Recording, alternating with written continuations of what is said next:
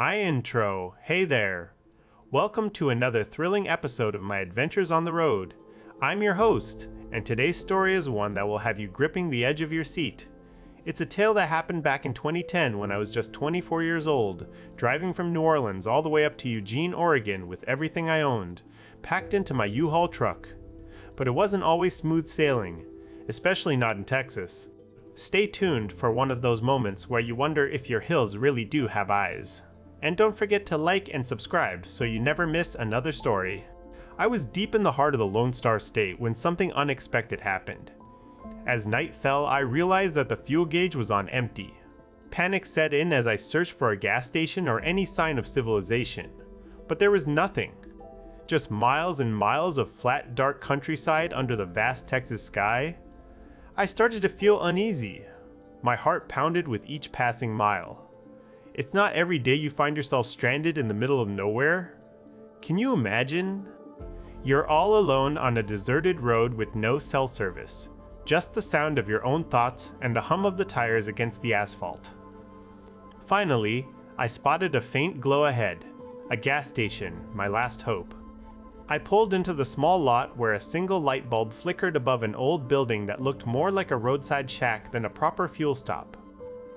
As soon as I stepped inside, a man who could only be described as weathered by years of exposure to the sun greeted me. He was tall, with a graying beard, and wore a faded cowboy hat. His eyes were sharp, almost piercing in their intensity. "You look like you've had a long day," he said without any warmth. I explained my predicament, running low on cash and desperate for fuel. After what felt like an eternity of silence, he handed me a pump key and pointed to the pumps outside. He didn't say another word as I filled up, his gaze never leaving mine. The transaction was over, but something about him made me uneasy. His demeanor was cold, almost calculating. As I walked back to my U-Haul, every shadow seemed darker, every sound more ominous. I started driving again, but the unease didn't leave me. It wasn't just the man's attitude, it was his description of a route that led away from town and deep into the desert. He told me about a road that stretched for miles before dead-ending in nothingness. Just junked cars and abandoned trailers. What would you do? He had asked, his voice tinged with curiosity mixed with something darker. Would you take the shortcut? I didn't know what to make of it. Something inside me told me not to go down that road. It was a gut feeling, a primal instinct telling me to turn around and head back toward civilization. As I drove further away from that gas station, my mind raced with possibilities. What if he was trying to lead me into an area where no one would hear me scream? Or worse. What if something was waiting for me at the end of that road? Just when the tension seemed unbearable, I saw a flicker of light ahead. A pickup truck pulling up beside another gas station. This time, it wasn't just a shack. It looked like a proper place to refuel and maybe ask some questions. A man got out of the truck, his weathered face instantly drawing my attention. He was rugged-looking with reddish hair and a scruffy beard. His eyes were warm and inviting, in stark contrast to the first stranger's cold gaze. "Everything all right?" he asked, noticing me looking lost and confused.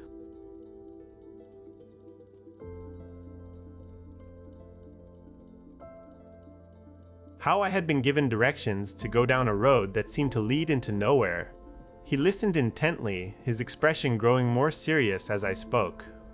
"You did the right thing coming here," he said, pulling out a tattered map from his glove box. "That route you were told about? It's dangerous. It leads away from town and goes for miles before ending in nothing but desert."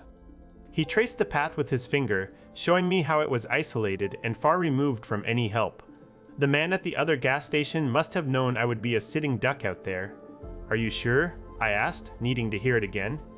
"Yes," he replied firmly. "That road is best avoided unless you're prepared for trouble." His words were like a lifeline thrown into stormy waters. I felt a wave of relief wash over me.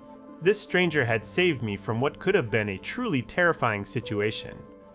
"Thank you so much," I told him, feeling grateful and almost at a loss for words. "You really pulled me out of something bad." He smiled warmly, his eyes twinkling with kindness. "Just be careful traveling through here," he warned before returning to his truck and driving off into the night. As I continued my journey, I couldn't help but think about how lucky I was that day. two strangers, one who could have led me astray and one who showed me the right path forward. It's a reminder that sometimes angels can look like ruddy-haired Texans with scruffy faces and rusty pickups. And when you encounter strangers along the way, be open to their guidance, because sometimes they can be the ones who show you the right path forward.